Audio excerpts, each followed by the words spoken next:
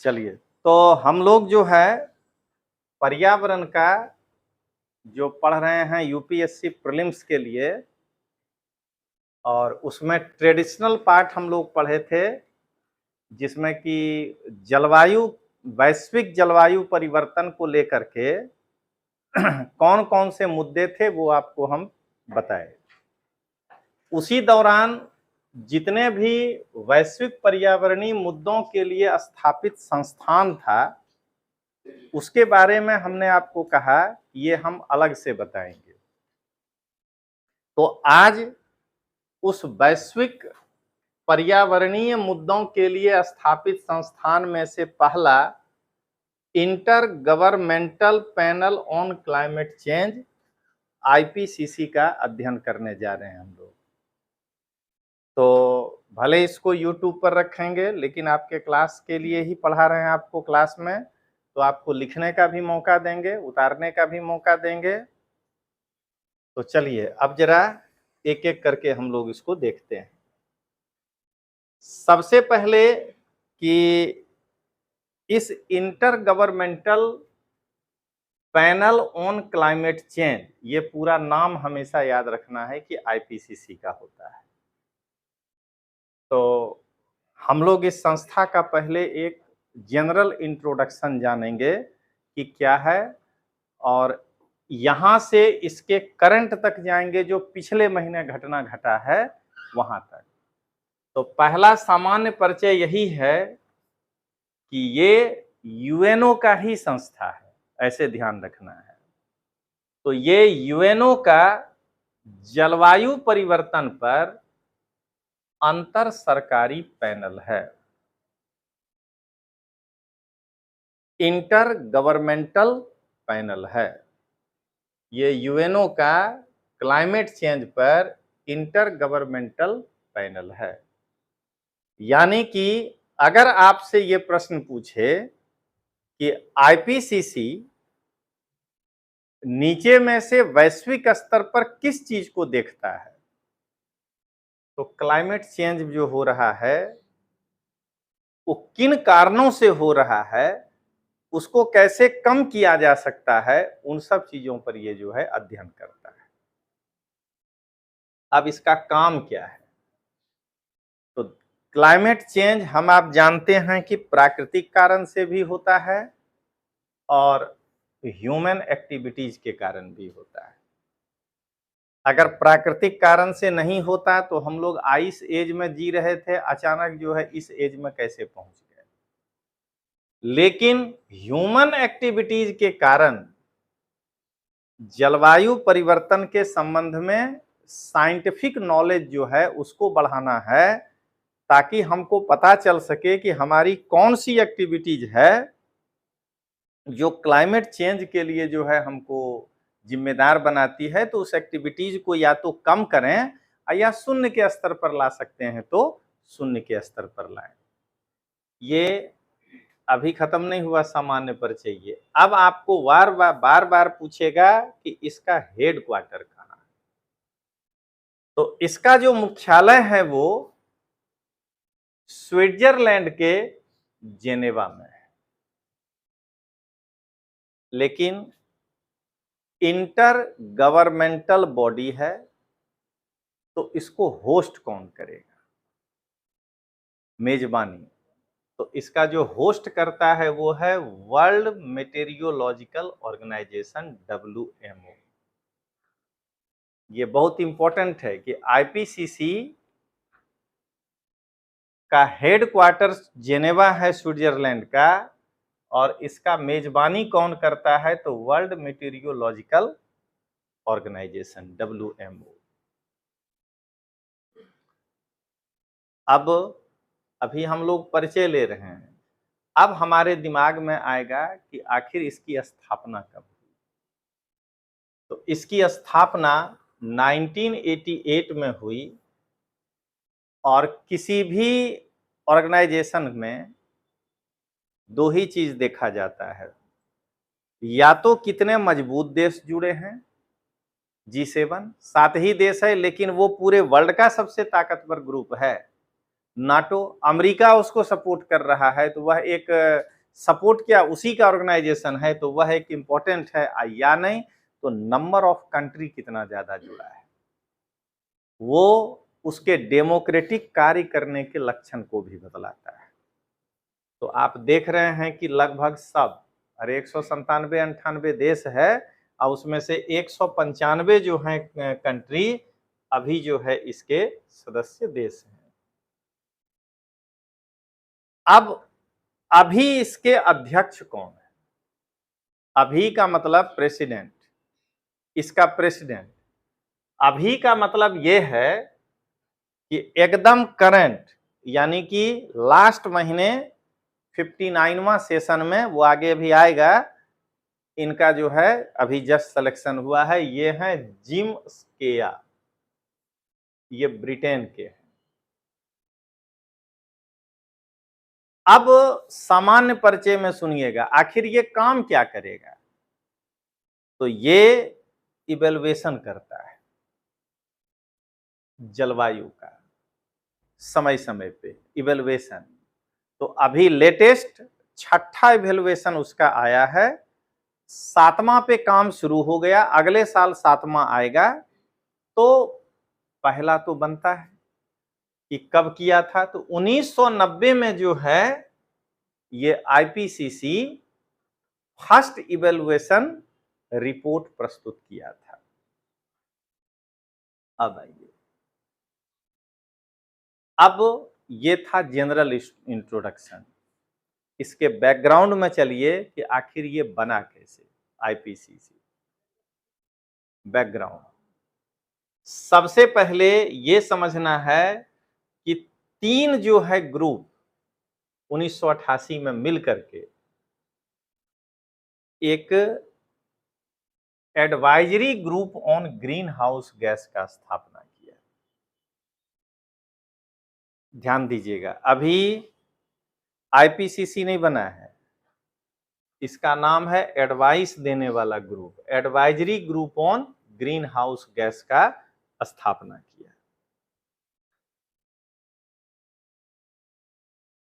Clear हो गया। 88 में जो 3 संगठन मिलकर के ये बनाया था, हमको पता था कि आपके दिमाग में आ रहा होगा कि ये क्या है, तो ये देखिए, उसका नाम है international council of scientific unions, ICSU, international council of scientific unions एक हुआ, ICSU। दूसरा United Nations environment programme, UNEP, ये आपको तीसरा संगठन के रूप में पढ़ाएंगे। नेक्स्ट लेक्चर जो आएगा वो है UNFCCC, उसके बाद यही। तो यूनाइटेड नेशंस इन्वायरमेंट प्रोग्राम ये दूसरा संगठन था। और तीसरा वर्ल्ड मेटेरियोलॉजिकल ऑर्गेनाइजेशन, WMO। ये तीनों मिल करके इसीलिए होस्ट कर रहा है आज भी WMO। ये तीनों मिल करके एक ऑर्गेनाइजेशन बनाया, IPCC। दरअसल हुआ क्या कि 1988 में इसको इसलिए बनाया गया, ये जरा ध्यान रखिएगा, बताते हैं कि नहीं चाहता था अमेरिका इंटर गवर्नमेंटल, अंतर सरकारी, यानी इसमें जो भी मेंबर है वो हर देश के द्वारा भेजा गया वैज्ञानिक है। तो अमेरिका ये नहीं चाह रहा था कि इसको एक ऐसा स्वतंत्र संगठन बना दें कि वो वैज्ञानिक ही हमको देश के राष्ट्राध्यक्ष को गाइड करने लगे कि ये आपको करना ही पड़ेगा। तो चेक एंड बैलेंस कि मेरा ही आदमी होगा, तो हम जितना चाहेंगे उतना ही हमको कहेगा कि आपको ये करना पड़ेगा। समझ में आ गया। तो 1988 में WMO और UNEP ने मिलकर के IPCC नामक अंतर सरकारी संगठन, क्यों वो बता दिए हैं आपको, ठीक है। 1988 में इसको यूएनओ सपोर्ट कर दिया, उसी समय स्थापना के साथ ही। कारण उद्देश्य अगर आपका बढ़िया है तो कोई भी आपको सपोर्ट करेगा। डब्ल्यूएमओ और यूएनईपी ने आईपीसीसी नामक अंतर सरकारी संगठन बनाया 88 में, और इसको यूएनओ के द्वारा जो है 1988 में समर्थन भी मिल गया। अब आइए, तो आप इसका बैकग्राउंड समझ लिए कैसे बना, जनरल इंट्रोडक्शन जान गए। अब इसके ऑर्गेनाइजेशन को देखें, ये संगठन कैसे काम करता है। तो जो सर्वोच्च ऑर्गेनाइजेशन का पार्ट है उसको कहते हैं आईपीसीसी पैनल। ये देखिए, ये आईपीसीसी पैनल। तो जो सर्वोच्च निकाय है उसी को कार्यक्रम और बजट को नियंत्रित करने की जिम्मेदारी दी जाती है। तो आईपीसीसी जो है वो, उसकी संरचना कैसी होगी, उनका नियम प्रोसेस क्या होगा, उनके कार्यक्रम क्या होंगे और उसका बजट क्या होगा, उन सब को कंट्रोल करने वाला, यानी ये आईपीसीसी का ये पैनल सर्वोच्च गवर्निंग बॉडी हुआ, ठीक ना। यही सब कुछ निर्णय लेता है। इस संगठन का ये एक पार्ट हुआ, ठीक ना। जैसे G20 में सारे राष्ट्र अध्यक्ष आकर के बैठे थे, समझ गए, वैसे एक हुआ। अब आइए, इसके पास क्या और अधिकार है, तो यही आईपीसीसी का जो रिपोर्ट आता है उसको स्वीकार करता है या तो उसका समर्थन करता है। आईपीसीसी के रिपोर्ट को एक्सेप्ट करना या उसको रिकमेंड करना। अब देखिए, साल में 2 बार इनका सेशन आता है, ठीक है। ठीक पिछला महीना 59वां सेशन था, तो एक हुआ और एक अब फिर 6 महीने बाद आएगा। तो वर्ष में 2 बार पूर्ण सत्र में यहाँ पे बैठक होता है, फुल सेशन जिसको कहते हैं मीटिंग। सारे लोग आएंगे और सरकार जिसको रिप्रेजेंट करेगा, जिसको अपॉइंट करेगा, वो जो है अपने कंट्री को रिप्रेजेंट करेगा। यही चाहता था अमेरिका कि सारे जगह से सरकार के ही कर्मचारी आ जाएं, नियुक्त आदमी, ताकि सरकार जो चाहे वही हो। अब आइए, अध्यक्ष, ये आईपीसीसी पैनल का अध्यक्ष कौन होता है, एकदम करंट के साथ बता रहे हैं। पहले तो पैनल में 197 लोग जो हैं वो मिलकर के वोटिंग के द्वारा उनको इलेक्ट करते हैं, तो पैनल द्वारा इलेक्टेड, ठीक है। अब अगला प्रश्न ये है कि आखिर ये हैं कौन, मैंने इनका काम क्या है। ये जो है पैनल के बाद एक संगठन का पार्ट आएगा ब्यूरो, ठीक है, या अदर जितने भी इसके अंदर संगठन है वो सबका अध्यक्ष होता है, ठीक।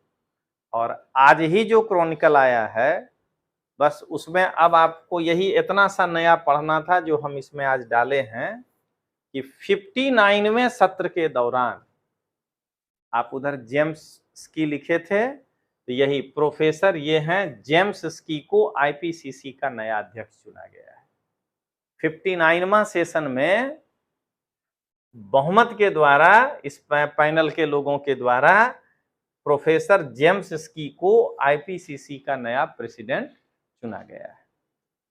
और वो हैं कौन, तो लंदन के इंपीरियल कॉलेज में कॉन्टिन्यूअस एनर्जी का अध्ययन अध्यापन कराते हैं। कॉन्टिन्यूअस यानी जिसको आप कहते हैं रिन्यूएबल एनर्जी, ठीक ना, नवीकरणीय ऊर्जा के अध्ययन अध्यापन से ये संबंधित हैं। तो कहीं न कहीं इनको क्लाइमेट चेंज क्या हो सकता है वो इनको मालूम है, इसलिए जो है इनको जो है हम लोग अध्यक्ष के रूप में चुने। अब आइए, एक इंस्टीट्यूशंस हुआ इसके संगठन का, ऑर्गेनाइजेशन पैनल।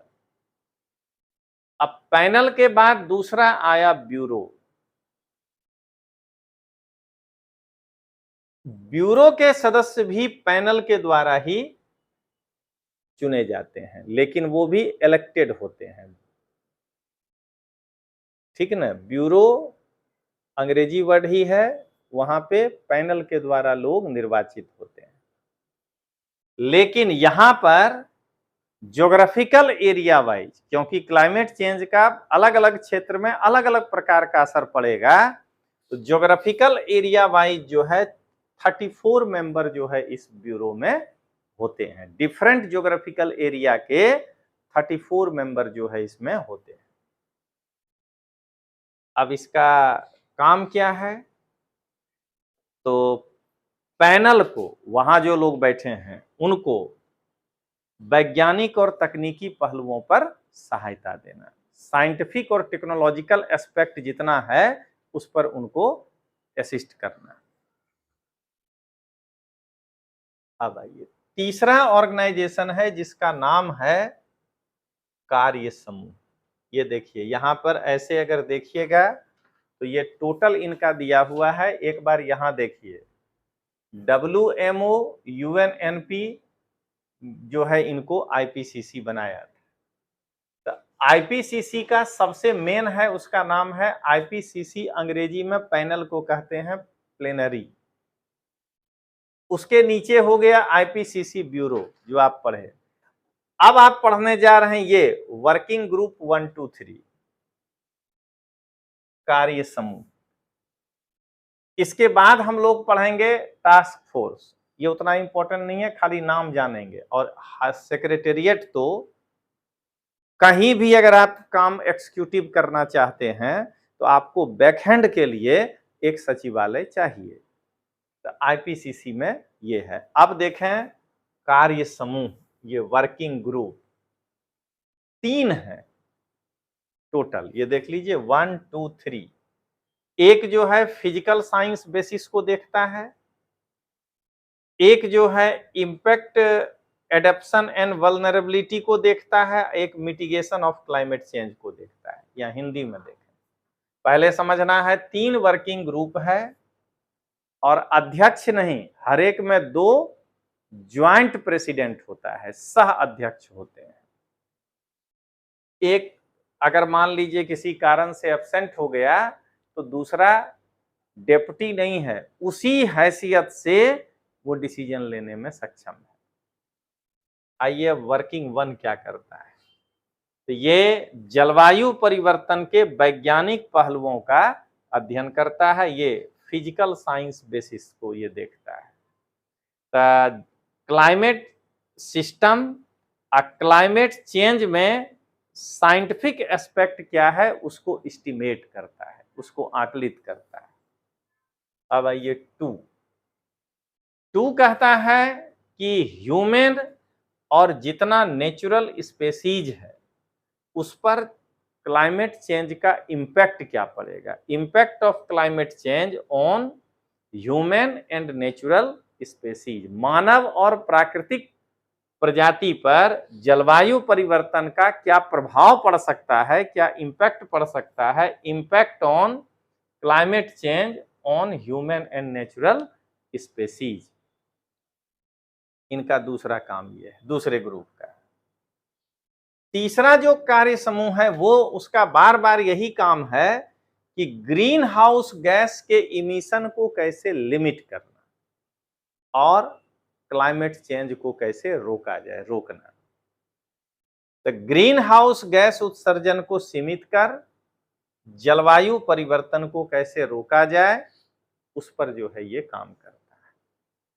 और ये सब बहुत लिस्ट इंपॉर्टेंट है, इसलिए खाली नाम जानना है कि एक टास्क फोर्स है, एक एग्जीक्यूटिव कमिटी है। ये देख लीजिए टास्क फोर्स, ये क्या देखता है, नेशनल ग्रीन हाउस गैस के इन्वेंटरीज का काम करता है। और यहाँ IPCC का सेक्रेटेरिएट है। ये IPCC का एक सचिवालय हुआ, एक टास्क फोर्स, एक एग्जीक्यूटिव कमिटी, एक सेक्रेटेरिएट। इसका काम है टू प्रिवेंट क्लाइमेट चेंज, कैसे? Limit of green house emission, green house gas के उत्सर्जन को कम करके जलवायु परिवर्तन को कैसे रोका जाए। तो ये बात आप समझ गए होंगे कि अगर इग्नू पर आधारित छोड़ दिया जाता है तो ये ज्ञान आपके पास कितना कम रहता है।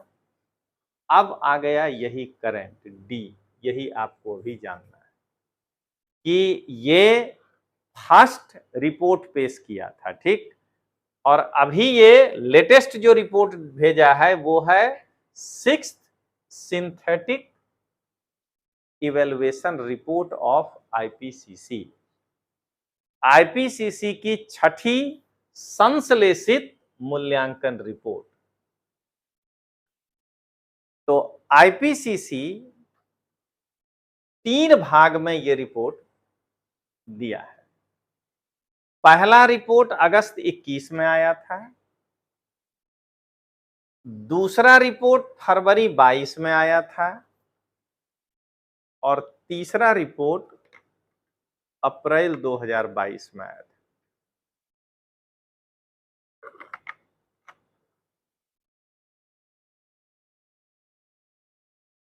ये 3 भाग में बांट करके रिपोर्ट को समय समय पर जारी किया था। फर्स्ट रिपोर्ट अगस्त 21, सेकेंड रिपोर्ट फरवरी 22 और थर्ड रिपोर्ट अप्रैल 22। इसीलिए आपको कहे हैं कि ये कंप्लीट होगा तो ही इस चैप्टर का नोट्स बनाना है, बाकी पहले चैप्टर का कैसे बनाना है वो सब के लिए बुक्स भी दे दिए हैं आपको, अपने मीडियम में बनाइए। अब आइए क्या क्या कहा, अब ये लेटेस्ट रिपोर्ट यहीं से उठा के आपको सवाल आएगा। करें, पहला कहा कि 21st सेंचुरी के दौरान ग्लोबल वार्मिंग 1.5 डिग्री सेल्सियस से अधिक होने का संभावना। 1 डिग्री में ही कहा जा रहा है कि बहुत कुछ इधर उधर हो जाएगा, और रिपोर्ट क्या दे रहा है कि 21st सेंचुरी में 21वीं सदी के दौरान हमारा जो ग्लोबल वार्मिंग है वो 1.5 डिग्री सेल्सियस से मोर ज्यादा होने का संभावना है।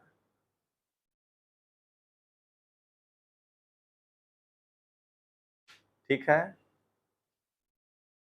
1.5 डिग्री से ज्यादा होने का संभावना है। ठीक है, 1.5 से ज्यादा होने का संभावना है। अब सुनिए क्या कह रहा है, 30 और 35 के बीच ही अगर यही रफ्तार रहा, अगर हम लोग कार्बन एमिशन कम नहीं किए तो 30 से 35 के बीच ही ये 1.5 डिग्री सेल्सियस जो है बढ़ जाएगा। ठीक है ना, पृथ्वी का तापमान 1.5 डिग्री ज्यादा हो जाएगा जो अभी है। और कह रहा है क्या कि अगर इसी दर से बढ़ते रहा तो 2100 ईस्वी में 3.2 डिग्री सेल्सियस की वृद्धि होने का अनुमान है। मतलब ये 1.5 पार कर जाएगा, उसके बाद ये 3.2 वाले रेशियो में चला जाएगा। यही सब आपको जो है ऑब्जेक्टिव क्वेश्चन में दे देगा। अब आइए, कहता है कि अगर आप इसको 1.5 डिग्री सेल्सियस की सीमा के अंदर रखना चाहते हैं तो कार्बन एमिशन 2019 में जितना किए थे, शब्द पकड़िए, जबकि कोरोना था, समझ गए, जितना हम कर रहे थे उससे कम ही किए होंगे। 30 तक 43% कार्बन एमिशन कम करिए। माना अगर 100 ग्राम कार्बन का को छोड़ रहे थे 19 में छोड़े थे तो उसको घटा करके जो है 43% कम कर लीजिए, 43 माइनस कर लीजिए 100 ग्राम।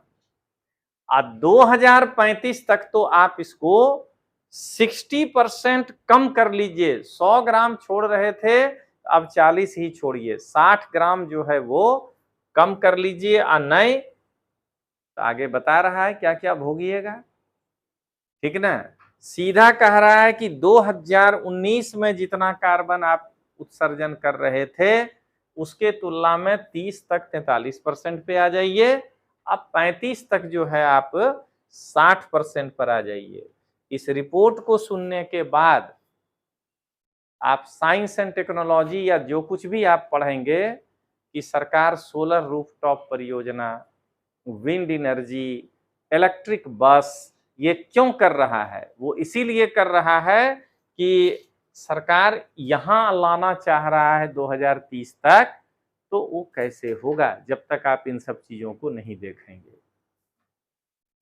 कहता है अगला कि अगर ऐसा नहीं करिएगा तो डैमेज सबसे ज्यादा अफ्रीका को होगा, और नहीं तो जो देश कम विकसित है, अंडर डेवलप्ड कंट्री जितने हैं उनको, और नहीं तो अफ्रीका को ही सबसे ज्यादा क्षति होने वाला है।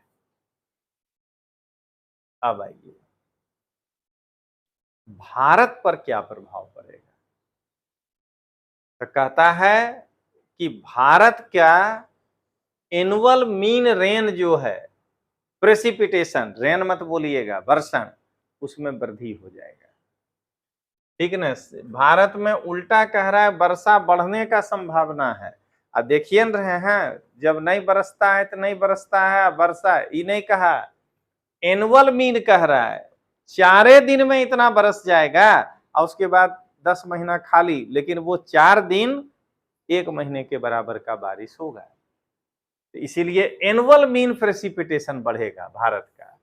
1850 और 1900 के तुलना में भारत का जो दक्षिण पश्चिम तट है, केरल वगैरह, वहां 1900 ईस्वी में जितनी बारिश होती थी उससे 20% बारिश बढ़ जाएगा। ठीक ना, बारिश घटने वाला नहीं है, उल्टा बारिश बढ़ जाएगा। अब आइए क्या कह रहा है। मुंबई, कोलकाता, चेन्नई, गोवा, कोचीन, अब पूरी में जो है समुद्र तल बढ़ जाएगा। वहां 2 फैक्टर है, बारिश भी हो रहा है और ग्लोबल वार्मिंग से समुद्र के किनारे का जगह है, बंबई में बारिश भी उतनी होती है, तो जो बर्फ पिघलेगा उससे समुद्र का तल जो है बढ़ जाएगा। कहता है ये सब क्या है कि अगर आप नहीं सुधरे तो, कह रहा है कि इस शताब्दी के मध्य में अगर आप ये सब काम नहीं किए तो 2050 तक भारत का जो कोस्टल एरिया है वहां 3.5 करोड़ आदमी वार्षिक बाढ़ से हर साल प्रभावित होगा।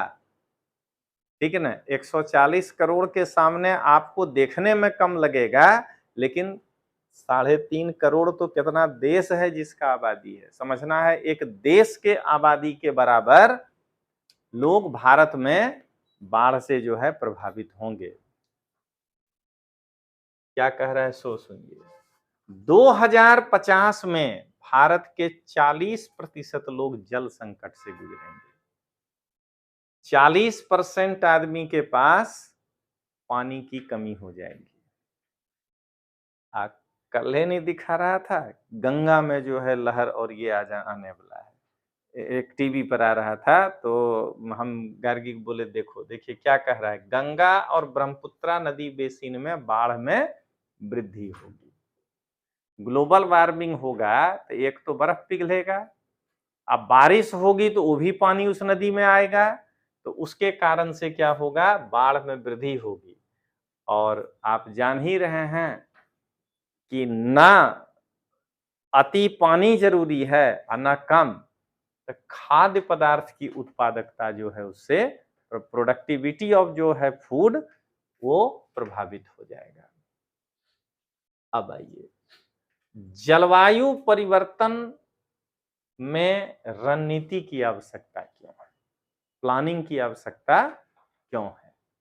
जो हमेशा कहते हैं ना कि भाई तैयारी करने के लिए भी रणनीति आइए बताएंगे। तो पहली आवश्यकता यही है कि विनाशकारी जलवायु परिवर्तन के प्रभाव से अगर आप बचना चाहते हैं तो आपके पास एक रणनीति, फ्रेमवर्क, प्लानिंग कुछ भी होना चाहिए। जैसे ये बताया कि हम कैसे 43% कार्बन कम कर लें 35 तक, तो ऐसा आपके पास स्ट्रेटेजी होना चाहिए। ग्रीन हाउस गैस के उत्सर्जन में आपको कमी लाना और स्वच्छ ऊर्जा को बढ़ावा देना होगा। आप इन्हीं सब चीजों को अब जोड़ करके देखिए कि कैसे शहरों में स्वच्छ ऊर्जा को पहले सीएनजी लाए, अब इलेक्ट्रिक ला रहे हैं, बैटरी चालित जो है गाड़ी उसको हम लोग बाइक वगैरह को दे रहे हैं बढ़ावा, पवन ऊर्जा को दे रहे हैं बढ़ावा, थर्मल एनर्जी को अब हतोत्साहित कर रहे हैं और सोलर एनर्जी को बढ़ावा दे रहे हैं। सार्वजनिक स्वास्थ्य की रक्षा मतलब कि इतना ज्यादा ग्लोबल वार्मिंग के कारण जो लोग बीमार पड़ेगा और उसके लिए जो हमको हॉस्पिटल का संख्या बढ़ाना पड़ेगा, तो उससे हमको रक्षा करना है। सामाजिक असमानता को कम करना। आपको जब वो कह दिया कि सबसे ज्यादा अफ्रीका और अंडर डेवलप कंट्री जो है वो होगा, तो ये बताइए कि इंडिया में सबसे ज्यादा प्रभावित, आप योजना मैगजीन पढ़ते हैं उसमें लिखा हुआ, इकोनॉमिक्स पढ़े उसमें कि गरीब के ऊपर ही सबसे ज्यादा आपदा का प्रभाव पड़ता है। ठीक है, तो गरीब जो है वो जब उत्पादकता प्रभावित होगी, यहाँ जो आप देखें खाद्य पदार्थ की, जब उत्पादकता प्रभावित होगी तो सबसे ज्यादा क्या होगा, गरीब और गरीब होगा और उससे सामाजिक असमानता जो है वो बढ़ेगा, तो उसको कम करना है। इसीलिए हमको जलवायु परिवर्तन, अंतर्राष्ट्रीय सहयोग, हो सकता है कि किसी मुद्दे पर हमारे पास टेक्नोलॉजी नहीं, हम जो है बढ़ाना चाह रहे हैं स्वच्छ ऊर्जा, हमारे पास सोलर और विंड बहुत अच्छा है, लेकिन अगर हम टाइडल एनर्जी में नहीं बहुत अच्छा है तो हम इंटरनेशनल कोऑपरेशन, अच्छा हम ही नहीं लेंगे, अगर हम सोलर एनर्जी में आगे हैं तो हम दूसरे देश को भी सिखाएंगे, क्योंकि अगर वहां बढ़ेगा तो तापमान तो इधर भी ना आएगा बढ़ने, तो हम उनको जो है, इसीलिए इंटरनेशनल सोलर अलायंस जो सरकार कह रही है। अब आइए, लेकिन आखिर चैलेंजेस क्या है, ये सब रिपोर्ट तो हम पढ़ लिए, चुनौतियां क्या हैं देख रहे हैं ना। इस एक टॉपिक से आप अब मेंस का भी आंसर जो कहेगा लिख सकते हैं इस चैप्टर से। पहला तो वही राजनीतिक इच्छा शक्ति का अभाव, अमेरिका ही कह दिया कि इसको इंटर गवर्नमेंटल बनाओ, हम आदमी नियुक्त करेंगे। अगर राजनीतिक इच्छा शक्ति होता तो इसको एक बढ़िया मजबूत बनाता है। टेक्नोलॉजिकल इनोवेशन की कमी, और वो कमी इसलिए है कि फंडिंग, आखिर इसको फंडिंग उसके मेंबर देश ही करेंगे ना। अब भारत या अमेरिका है, उसको लगेगा कि ये बहुत हमको चाबुक बरसा रहा है, आप ये कार्बन एमिशन कम करिए, रुको इसको अभी परेशान करते हैं, $2 बिलियन देते थे, अगली साल 1.5 देंगे, क्या करोगे। तो क्या देख रहे हैं, वित्त पोषण, सार्वजनिक जागरूकता, जब तक हमारे अंदर अवेयरनेस नहीं आएगा तब तक जो है ये चुनौती है। और अंतर्राष्ट्रीय सहयोग हमेशा, मान लीजिए हम म्यांमार को सहयोग देना चाहें, अब वहां सैनिक शासन है, वो हमारे उसके बीच राजनीतिक बातचीत बंद हो गया हो, मान लीजिए अभी पाकिस्तान को कुछ मदद करना हो, ग्लोबल वार्मिंग वो कर रहा है, तो हमारे और उसके बीच के संबंध में अंतर्राष्ट्रीय सहयोग जो है वो नहीं हो पा रहा है। तो ये आपका एक ऑर्गेनाइजेशन, खाली आईपीसीसी पढ़े, करंट वाला टॉपिक भी आपको लिखा दिए, और अब हम लोग इसको आगे देखेंगे यूएनएफसीसी इसके बाद।